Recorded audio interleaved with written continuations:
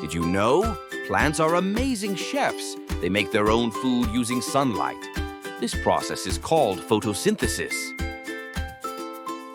Plants need three things to make food: water from the ground, carbon dioxide from the air, and sunlight.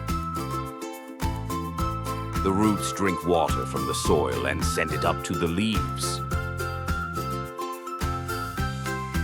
The leaves take in carbon dioxide from the air through tiny holes called stomata. Can you say that? Stomata. The green color in leaves is called chlorophyll. It helps trap sunlight like a solar panel. Now comes the magic. With sunlight, carbon dioxide, and water, the leaf cooks up food.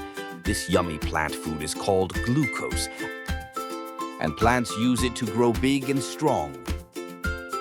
And guess what? As a gift, the plant gives out oxygen, the air we breathe. Thank you, plants. So remember, photosynthesis helps plants grow and gives us clean air.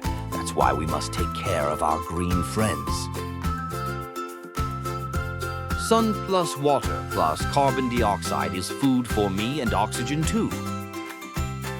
Thanks for watching. Don't forget to like, share, and subscribe to Ajaz World for more fun learning. Bye!